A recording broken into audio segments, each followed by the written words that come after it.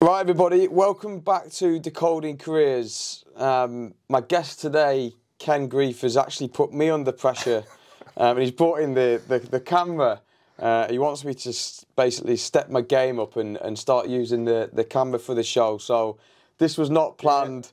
Yeah. I've got my notes here that I normally use for the intro that I'm going to pretend that I'm not using on camera. But yeah, thank you very much for that, Ken. My pleasure. My pleasure. Let's do it. So today I'm actually joined with a creator and a health enthusiast who discovered his passion for web development at the age of 15. Yep. So he actually started a print and sign business with his youngest brother, which led to the development of Realhub. And for those who don't know, Realhub's a platform that automates the creation of artwork for real estate agencies. Now, 2020, they actually integrated with one of their biggest competitors, Campaign Track, to form Realbase, that went on to dominate the real estate market. And I think you mentioned around 50% across ANZ. Yeah, we had about 50% of all the listings that are processed in Australia. Came through our platforms.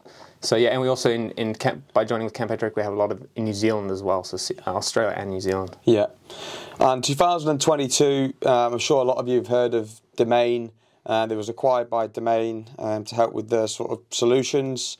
And then now Ken's actually Director of Engineering at Domain, where he's continuing to develop the Realbase platform. So for those of you who don't know as well, Ken, he's got quite a lot going on in terms of development, always looking to learn, always looking to help other people's learn as well. He's got a channel on YouTube, Fit for Production, 35,000 subscribers as well. I've saw on there, and 49 videos. So definitely check that out. I was down a look this morning. It's all sort of around data modeling, extending and refactoring in Next.js. Yeah. Do you mind? I'll jump in there. Yeah. It's basically it's just me experimenting with code and platforms. So in the beginning, it's a lot about Next.js because I'm learning that platform and those tooling because it's just something I don't do at work. But moving forward, like I'm actually starting to pivot into more Rails, showing Next devs how you can pivot to Rails. But it's just any technology that I find that I can basically work through and explain. So yeah, working through the docs and just trying to give people hands-on how does these things work, and also it's me learning. So it's just me learning in the public, basically. So why did you set that up then? What were the main sort of reasons? So I think what I was looking at is I saw in the space the influencers, the people with the 100K plus followers. Some of the videos are very, biased, and sometimes people can talk without actually having built anything that was real.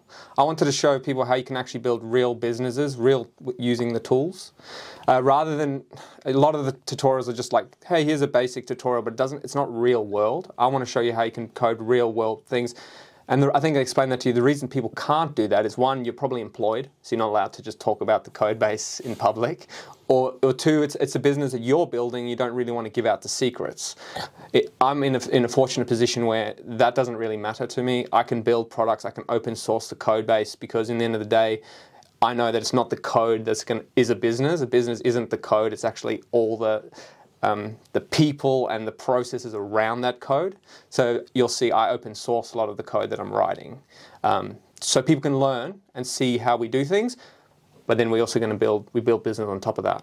So, yeah. And you've been doing quite a lot around 8 weeks, 8 habits as well. Do you want to talk to us a bit about Yes, that? So that actually was a random thing. My wife wanted to do a bit of a quick diet before we went on our holiday, I was like, cool, well, if you want anything to succeed in a relationship, you both have to do it. So I jumped on board. I got my brother and one of the guys I work with involved, and I was like, hey, me being me, let's turn this into something bigger. So I went full in, because I was like, got people involved at the office, and then I just said, oh, stuff it, let's just go big. So I got a programming out, and it's basically just a program. You can do it any time of the year, and it's 8 weeks, and there's 8 habits you can choose from. You can do them all. You can choose a couple. It's just based around getting your health habits in play. So sleep, exercising, diet, and it's a great way to Yeah, just lose some weight if you want to, or just get healthier. So one of the guys that actually joined with us, he showed us a before and after, and he was like, I didn't feel like nothing happened, but it's ridiculous. No like, way. so just those things, like it gets me to get information out. Yeah. Because I'm fanatical about that. I listen to all the podcasts with Andrew Huberman and Peter Attia.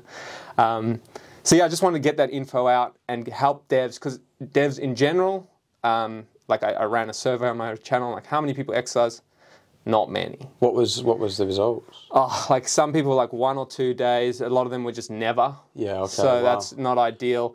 But it's just like encouraging activity, because it's going to help you be a better dev. Yeah, which is interesting because health benefits mindset. Yep. And if you're problem solving all day, like to be doing exercise, that you're only going to improve your game, surely. So why is it then, do you think, that a lot of engineers don't do that? I think it's generally like the type of person that enters into engineering, the type of personality that you have, because in the end of the day, you're sitting in front of a computer for a long time. That you do that from a young age mostly. Like for me, that's how it started. You start gaming, and then you get a little bit interested. How does this work? And you start fiddling, but you end up spending time in front of a screen. So you're not outside. You're not moving really, and it's just, I guess it's just not part. That's another reason why I wanted to get into the YouTube space, is because I want to bring a different angle. So for me, it's definitely about to be a good dev, but it's also about the health aspect. So it's like merging those two things together. Yeah. Because those are two passions of mine. I believe they work really well together. And you will see, like with people like Huberman and all those, you will hear those podcasts and people will be moving towards that. But in general, I think it's not just devs. I think it's everyone. Will go to work. It's time, if you're working in the city, you're spending time traveling, commuting, and then it's like you do your day and you come back at 6 o'clock, 7 o'clock at night. You don't want to train right now. So if you don't prioritize that stuff, it's got to be done in the mornings or a lunch break. I think after work, it's tough. Even in the lunch break. Because I used to be a person who used to train in the afternoon, and then things would come up. And then I'd get really frustrated because I need to be training, and that's life. So for me, I moved it all to the morning, and that's why sleep's so important. You set your sleep cycle so that you know that that's the thing. You sleep, you wake up, you train, and you're good. You're good to go by 8 a.m., 7 a.m., whenever your time, and away you go. And you're feeling fresh and energized if you don't train too hard. Yeah. But you can tell I'm sat with a health enthusiast as well as an engineer. Now let's sort of position ourselves in terms of the engineering then. So maybe take us back to when you wrote your first line of code. I know you mentioned you got into it when you was 15. Was that sort of when you first started playing around with it? Yeah, so for me, that's what the years I can kind of remember, but I still remember exactly what I was doing. I had a Windows PC and I had Notepad. So literally notepad.exe, and there's no code formatting, nothing. But I wanted to learn how to write HTML. So that was my first foray into actual, I guess, software. It's not really, we're talking web development here, not software engineering. But that's where I wrote my first code, and I was like, remember like changing the background color from red to blue, and you're just like, what am I doing? This is magic. I'm literally changing the world right now. So it was amazing. I just remember that feeling, and that's just what hooked me in, and I just wanted to it got more and more complex. And then do you want me to continue from where it goes? So from there, it's, my parents are very entrepreneurial. They love every idea, coming up with ideas for businesses and stuff.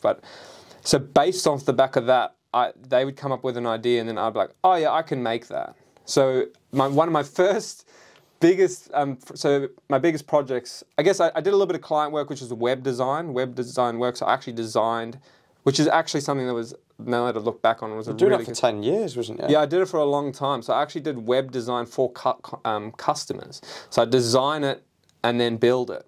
And that's actually was a great skill to have now, because it's something that a lot of people miss out on. They never actually get that design element. So I learned that, and then I learned how to code. But then there was the first big project that we did was called Out for Dinner. And it was basically, you can think of it's a restaurant listing portal. So it was like Urban Spoon, which got acquired, Zomato, which just recently exited Australia. But Google does it now, with your reviews and your photos of all the meals. So we'd actually go around physically take photos of the restaurant and the food and then load it to a portal. But I built the whole portal, and it had like social media behind it. I built an app, and I was a single dev, so it's just me building this enormous thing. I did a lot of learning there, built on PHP. And then from there we just built more projects. So I built like another platform which was kind of like a Foursquare thing. But I built a lot of software in my time, and most of them failed. Yeah. So, but it's not ever a failure because you're learning. You're learning skills. Like there's some skills that I learned there that are still applied to Realhub when I built it. So yeah, that's where I actually started. Yeah. Okay. Yeah. And you mentioned you're a big believer in using Ruby on Rails and React to scale a team and to monetize a business. Why? So for me, Ruby, when I first touched Ruby on Rails, it was like, again, that same feeling of just magic. I was like, this feels like magic because of the way Ruby on Rails is convention over configuration. So what that means is you get to, a whole bunch of people agree on a certain way of doing things, so that every time you do a project, you don't have to think of a new way of doing it. You don't have to configure it all. It's just kind of tools that come out of the box. So with Rails, and especially now, it's 20 years old, very mature. It powers the biggest companies. So your Shopify, your GitHub. Like these are enormous platforms. Most of us are never going to build software that big. It's just, you can do a lot in a very short period of time and with very few people. So that's what I love about Rails. There's just tools like encryption just comes out of the box. You get it there with you. You get job queuing out of the box. You get a whole bunch of stuff you don't have to go and re-implement. And that's why I experiment with other tech, because I'm always like, well, is there something else that's better? When you're about to start a project, you evaluate. That's what an architect has to do. And what I've seen now is just Rails just had Rails World, and the amount of momentum coming out of that is just, it's crazy. And also the way the web's shifting at the moment, we'll probably talk in 20 years how it's shifting again, but it's shifting back from being single page apps client rendered back to server rendering. So kind of doing a cycle back, and Rails is perfectly built for that. And that's why I think the same with React, for me was I really liked, we started using React when it just came out. And it was a similar thing, it just felt right. Like the way you could write components, small components that you could reuse, and the way that everything, it felt right. So for me, it's about using a tool that feels right for you, that you can go fast with. That's what makes it. That's why I love Rails and React and JavaScript in that sense. But yeah, it's about velocity, because in the end of the day, customer doesn't care. The customer does not care if you use Rails or use JavaScript, if you use C#. They don't care. They want to see how do you solve my problem? Because that's what we're doing in software. Is we're trying to solve real world problems with code. So whatever tool you find, and I think a lot of people get caught up in this, like they're just like, this is the best tool. So no, it's the best tool. And even say best tool for the job, sometimes I don't think that's even the way. I think it's the best tool for you. What are you going to run with? So in the beginning of Realhub, it was me, solo dev. How could I deliver as much as possible? It was by using a tool that provided tools for me. Yeah. And especially going back to that point, the majority of the people that are using the app aren't technical. Yeah. I think people forget that, but because you're in that technical bubble, you think that, do they know what I'm built? Yeah. They're not even going to know what these languages are, half of them. They never see it. Yeah. They never see it. They just see buttons and things to click on and, words, and that's what they see. And that's what we need to sometimes understand as devs is, it's great to be on the latest framework and the latest stack, but in the end of the day, it's like, what's going to give us the best velocity? I think that can be a bit of an ego thing as well, though. 100%. Like, we can all get caught in that. And I do the same thing. You're like, oh, that's the latest tool. Oh, it's shiny. And that's why I build a lot of stuff on Next, because I want to evaluate it properly. Yeah. And I want to say, and then I come out in the end and go, that is a great tool. And one of my favorite, the heroes is DHH, which is the creator of Rails. And he's very much like that, because there's the argument of statically versus dynamically typed languages, and a whole bunch of, you can be on one side of the camp, but I think in the end of the day, it's like, you can experiment with everything, but find what you love, and then just you can use that. Yeah. And then if your thing scales to some crazy, you can then rewrite that piece of code if you need to. But go for velocity, because users, when you get a business, it's all about, hey, I want that feature. Hey, how quickly can you get through that? Yeah. I think that's what makes you successful. So you mentioned, and this will be the last, I'll move on from this shortly, but Ruby, although it's scalable in terms of technology, but what about in terms of finding talent? Because I've mentioned this to you before, and you mentioned that you just taught people how to use Ruby. Is it a difficult language to learn? And were the majority of the engineers that you did end up leading, did you have to teach? Yeah, so that's a great thing. So the market for Ruby obviously is not the flavor of the month right now. So yeah, it is harder to hire for. But like you've already said, is the strategy that we used was, one, being a startup, which was really bootstrapped. We used our own money to fund this company. We couldn't hire seniors. We couldn't afford it. It just wasn't a thing. So we had to hire juniors, and that was great because Ruby is quite a simple language to learn. In the beginning, like, yeah, there is some magic that you just don't understand what's happening, but the language itself is, Ruby's strength is trying to be human readable. So that's their strength. That's like what they try to achieve. And that's what the whole thing, so how they name functions and all that is built to be understandable by a human being. So in that regard, it's very quick for a junior to learn. And especially because you've got conventions, you can follow the convention. And if you follow the convention, like, you literally copy paste files and you can kind of understand what's going on already, and you can move there. So I'd never hired, up until like this year, we haven't never hired a senior Rails dev.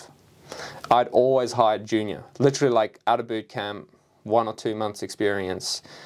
And that for me, and I guess that leans into something, you know, looking for talent, was for me is, when before we started this, I went out and I was like, okay, I'm just going to get a job because I want to be a software engineer and I want to do this stuff for my career. And I went out and hired, and I remember, because I had heaps of experience, like I had 10 years of writing code, but it never worked commercially. And people would look on and they go, oh, well, no, you don't actually have any experience in this. So for me, I wanted to flip that, and I said, well, when we hire, I want to give people an opportunity. I don't care, because I knew, like, it doesn't matter how many years experience you've been in a job, because that actually doesn't mean anything to me. It's your personality. Are you hungry to learn? If you're hungry to learn, I can teach you anything. Or anyone can learn anything. That's my belief. So for me, I was like, I'd find people who were hungry, and then when they were hungry and I saw they were going to be great for the team, I would hire that and teach the rest. Yeah. And that's how we've had great retention. Like, most of the people that we had there in the beginning are still there. Even between all the changes and stuff, we've been pretty good at that. So I think it's a good strategy if you're a starter, for sure. And a lot of leaders that I speak to, sort of in your position as well, a lot of them have there's been a leader in their life that they've aspired to and they've learnt from. Was there someone in your life, and if there was not, so what was your sort of background then? Yeah. Because, and I think this is a bit different. Yeah, so for me it's a bit different because I actually never, like, I didn't enter in as a junior into a career. I was never a career developer. I was always a business owner, I guess. So for me, my mentors and the people I aspired to be like were always on the internet. So like I mentioned, DHH. So I would look at how they work, watch videos about how they talk and what they learn, how they learn and what's going on, and then from there I would take inspiration. So for me, I was always aspiring to be like the best. I wanted to be like the best. I wanted to put the best practices in. So like I look at, you know, how everyone did it, the big boys, from externally, how the big boys did it, and then bring it into our business. So that's how. And definitely Basecamp. Like for me, in the beginning, was all about even our business, how we modeled and made decisions in our business was modeled around how Basecamp work. Because for me, I was like, they had a very small team when we started. I think they were like 20 or 30 people, but they're doing tens of millions of dollars in revenue. And they were not funded either. So they were self-funded. So they've never took on investors. So for us, that was very important. Like, we didn't want to just get money and waste it. Mm-hmm. You need to learn how to like use money. So I guess I'm a little bit different in the sense that I was never a career dev. So I talk a bit more broadly about how to run software and make money from running software and writing software. So going back to your time at Realhub, or whichever way you want to call it, in terms of the team that you was leading, mm-hmm. did that have any effect on your ability to lead? Yep. So yeah, I guess the best way to put it is the fastest way to learn is by teaching someone else. Yeah. right? And that's kind of part of my YouTube, right, as well. But for me, I remember the first day we got a first developer in-house. So we trialed with outsourcing overseas, and it just didn't work because of the time zones, and it was really hard to manage. But when we got our first person in, like sitting next to me, that was when I started growing the fastest. Because you now have to say, like, someone goes, why do you do it that way? Like, I don't know. I do it that way because I read it like that once. Like, and then you start to go, oh crap, I need to actually understand how this works fundamentally so I can actually explain it to you in simple terms so that we can keep doing it. Because you need to be able to back up decisions as well. Like, you need to say, like, oh no, we don't just do this because we do it. It's like, no, we do it because this is why, or this is more performant, or this is, you know, how you can cater for these things. And that was really good. Like, I look back at that and that was like, as I added people into the team, that's how I grew better and better. Because I had this thing inside me then, I was like, I need to know. You know, if I don't know, how can I tell anyone anything? Yeah. How can I lead? So yeah, that's kind of how we got there. And I think that's interesting as well with the engineers, even if they do come in as a junior, if you want them to transition to become a senior, they need to understand the commercial side of the business and why they're building certain features to provide a solution. 100%. So I think that's probably an interesting part of it as well. But it's definitely interesting where the fact that you're probably the first person that's been on the show that's learnt that way as well, which is really, and there will be pros and cons to it. Yeah, 100%. But I think one of the pros would be, you know, quite a fresh approach, because you get a lot of leaders that go into different environments, and it will be similar but different. Yep. Whereas yours would have been out of the box, fresh. Yeah. This is how make it up as we go. Yeah. Yeah. That's a lot about how we did our business, was make it up as you go. But it gives you that skill and to be able to pivot and move and actually be agile. Yeah. Everyone talks about being agile and reads a book about it. That's in my mind, that's not agility. Agility is being able to move when obstacles come. And that happens all the time and every day in business. So sometimes you literally have to drop everything to do something else. And I know that goes against a little bit of how Basecamp work, where they work in 6-week cycles. We didn't work in 6-week cycles. We just worked, you know, these are the customers we kind of want to get. This is what they need. What's our kind of long-term vision, and how does that fit in? And then we kind of would constantly be moving to get to where we needed to be. Yeah. All right. So how many engineers did you end up with the team?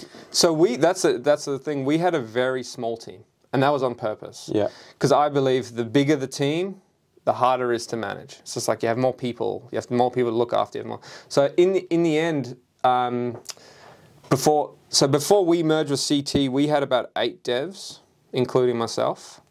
After the merger of CT, we inherited a couple mainly overseas based.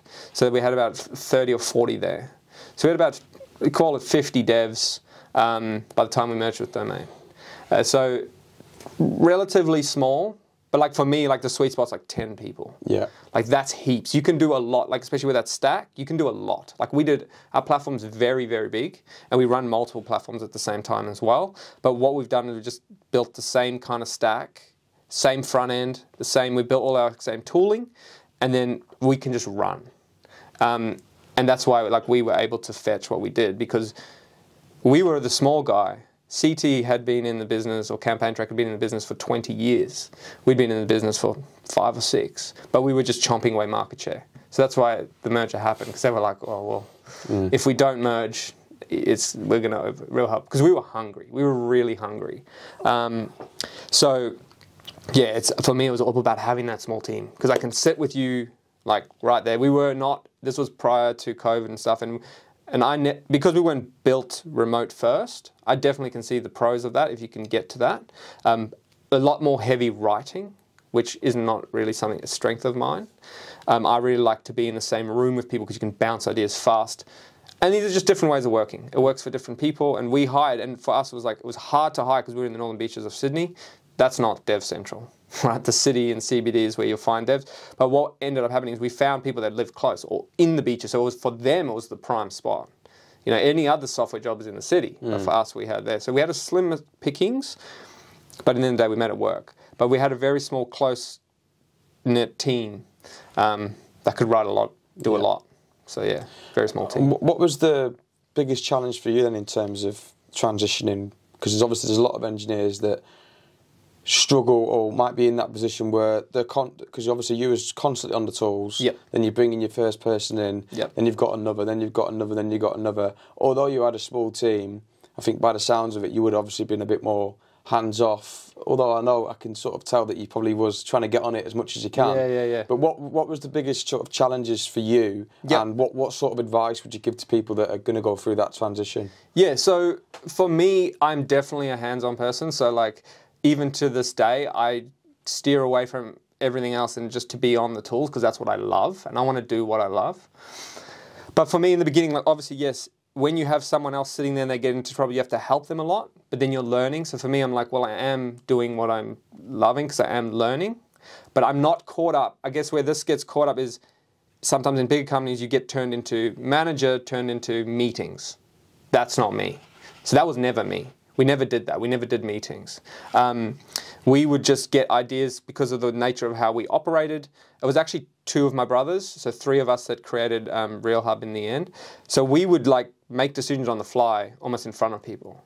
And talking to people, that was still some of the fun times because they could see the business evolving. It wasn't just like get a decision passed down, like this is what we're doing. You could actually see it unfolding and sometimes like be a fly on the wall in the conversation. But yeah, so for me, it was like I had to slowly, like my time on tools came down, but our productivity went up because you now have more hands. So, but what I did early on was also delegate, like daily management or that small stuff quickly. So by the time we had person 2 and 3, those 2 would now report to the first hire. So I was able to give like the quick, like the simple stuff away, and then the bigger things I could take over again, step in. So I could always listen and watch, and then because of how we were working, I could always be there and say, hey, actually, how about we do this way? Or look at, and I still to this day look at just quickly skim PRs, just make sure that we're heading in the right direction. And if there's anything that I've learned or something, just pass it on through there. Yeah. But yeah, so it was less time, but I always aimed to just keep, because I knew that we had to keep pushing, right? So we're very small, but we had to keep moving with velocity. So you need as many hands on deck. So it's a perfect scenario for you then. Yeah, it was. And that's why I love that kind of startup ecosystem, really nimble. Like I love that time. It's a very, very interesting time. So you couldn't work for one of the big 4 then? It's harder. Yeah. It is harder. It's a different mindset. Like I like to think of myself as someone who can execute. So if you say, this is what we want to build, you can give me a sentence, and you say, go. I can do that. I can get that done. It will happen. It will be delivered on time. But if you want to talk about it for a year and plan it out to the T, I'm not your guy. Yeah.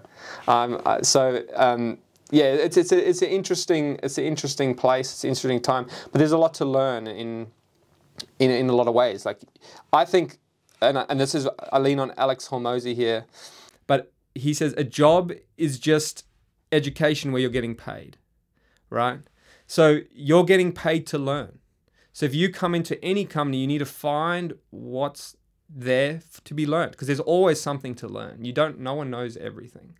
So no matter what, it could be learning what not to do.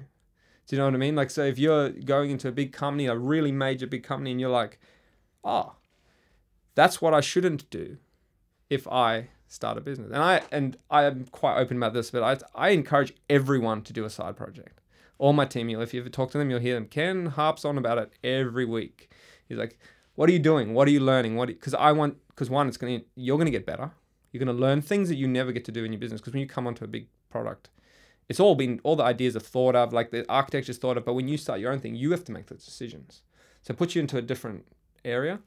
You get to grow that way, but then you also get to bring tools back. So heaps of side projects I've done, I've actually brought code, literal copy paste from my personal to work to then go, hey, look, I've already solved that problem. Here it is. Boom. Yeah. Save hours because I learned it somewhere else.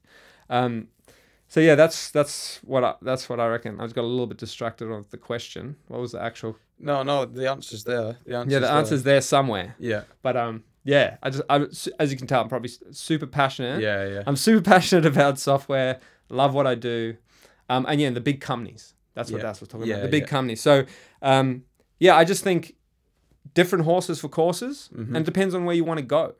If you want to be a CTO of a big company, you got to play a different game to if you want to be a CTO of your own company. Yeah. Right? Yeah. So I just say, if you're junior, if you're mid, if you're senior, if you're whatever it is, learn how to talk to people. Learn how to look at problems and dissect them. And then at the same time, be pushing yourself on the side, because that's where you're going to actually build something. You might build something really cool. And there's so many cool things you can build. And so you can play all the games. And, you know, in the end of the day, I wouldn't encourage anyone to like quit your job and then start a business. Yeah. Because that's crazy, because you don't even know if your business is going to work. So, you know, in your spare time, which most people do, they'll be watching TV, or they'll be, you know, going out for beers or whatever it is. You can exchange that time, especially when, you know, you could be single or something without a family. It's way easier, and that's the time you want to take those big risks with little money. Yeah. But yeah, that's the story there. So there's pretty much every leader that I've spoken to this year since launching this podcast, there's one problem that they're all struggling to solve. And this might really interest you. You'll probably be going home and setting up a business tonight based on this. And if you do, don't forget me. But he's pretty much saying, and Paul Keane brought it up last week from Payroll Payments, CTO, top bloke, love Paul. Big shout out to Paul, if we're still on camera. And how do you measure productivity with an engineering team? Yep. Yeah, like actually, like objectively. Well, put it this way: like he's in meetings. The CFO goes, "We spent $3 million on tech this year. What have we got out of it?" And you're going, "Well, we've built this, but what were the stages in between?" So there's a big gap in the market for that. Now, obviously, yours would have been a bit different because you build and it's there and it's smaller. It's a smaller team. There's a bit more accountability. Yeah. But I think that the bigger the team that gets, the bigger the budgets get, the bigger the questions become. There's no one that's really nailed that. Why do you think? I think when you get too big, it's too hard. I don't think you can. But in this day and age, can that be the answer? That's why I argue. All you do is solve problems. I know. It's ironic, though, that the engineers solve problems all day, but then there's this problem that no one can... I think in enterprise, it's not like that. Yeah. I think you're not solving problems all day. I think you're in meetings all day. Yeah. That's what I would take out of it. And that's why I argue for smaller teams. So if I was building a very, very big business, I would have small teams that are in charge of little products and that can move independently. They can give given a kind of direction, but they're not micromanaged. They're not reporting back the whole time, because I think it can get really, it's time consuming. So like, oh, what did you do today? Oh, how many points was that? All of that doesn't add to your product. In the end of the day, it's like, what are we delivering in features? You can count features, how many features we're rolling out, and you can see that. And in the end of the day, that's what really matters to the user. Right? And like, how happy are the users with your product? And those things are actually more important than like, hey, we did 10,000 features, right? Because sometimes it's like, what didn't we do? Right? You have to be able to say no as well. If you also talk to people, I'm a guy that says no a lot. I'm like, no, we're not doing that, because you have to stay focused. So the way you can't come and reverse engineer a large business. That's like, it's very difficult. But what we did is we had small teams working on products, and they own those products. Yeah, so there's accountability there. Yeah, and it's like so we had in one stage we had about 4 or 5 with a team of 8. Like, that's not a lot of people. You got like 2 devs, and Basecamp does this, and this is why I always lean back. Like, listen to their podcast, listen to a Rework podcast with DHH and Jason Fried, and they talk through all these problems, and how you can give so you have certain people at the top deciding what you want, and that should be a very small group of people. So not decision by committee, but like, this is what we're doing, this is where our business is going. And then you give that off and you say, hey, this is the feature we want to be able to do this. Go. That's it. And then you have X time to deliver. And it's really important to have a time frame so that people can learn how to like throw away things they don't need. So yeah, that's how I would do it. But you have to start from the beginning. It's very hard to reverse engineer it. Yeah. All right. And lastly, then, I think what would be good to know is what's next for Ken. Yeah. So what's next for me? I'm Yeah, it's definitely, that's a really good question. I'm still trying to figure that out for myself. But like definitely have passions that are inside of me that I want to get out. So things like health and software. I really want to write an app. So I'm again, because I'm so obsessed with health, I get all my bloods done all the time. I want to build an app where it's easy to manage that kind of stuff. And I want to build software that can help people. Like, so I was talking to one of my cousins, and she works in humanitarian relief and talking about refugee camps and how people don't have, like, literally when they go to a doctor in a tent, that everyone has a phone for some reason, which has blew my mind, but they come in with a piece of paper and it's like their prescription.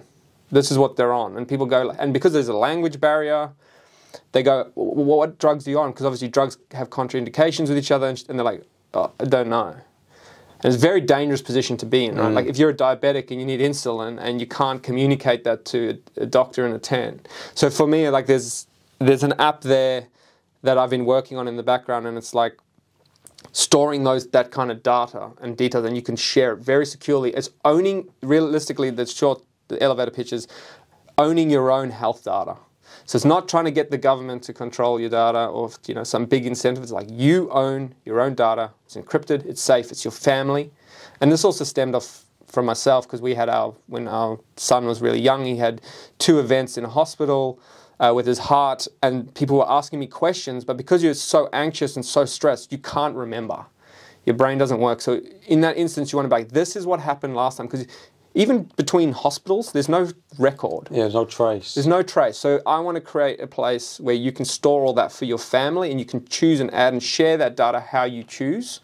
That's the main thing that I'm working on, along with silly things. Like because I'm interested in software, I want to build games with my son. And there's a 4x4. There's a 4x4, my 4x4 that we've built, and that's sitting online already, and slowly growing. So for me, like I love software. I love having the time. So as I move on, through the next couple of years, I just imagine I'm going to have more time to work on things, because I've got freedom now to do that. Yeah.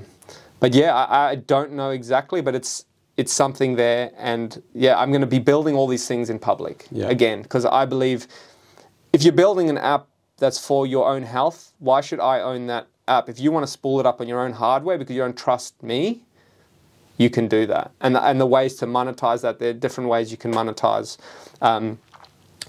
to other people that have money. But I also want this to be available for free for people who don't have money, because I'm like, in the end of the day, if you can save lives with code, why wouldn't you? Do you know what I mean? So, yeah, that's probably what's next for me in the next couple of years, short term. Yeah, interesting. Yeah. All right, Cam. Well, look, really appreciate you coming on the show, mate. Thanks for speaking. The camera wasn't too bad, actually. No, the camera one, you forget it's there. Yeah, I'm just sad that we've probably missed a bit of it, but yeah, thank you for having me. All good, it's been mate. Awesome. Perfect. Cheers, brother. Cheers.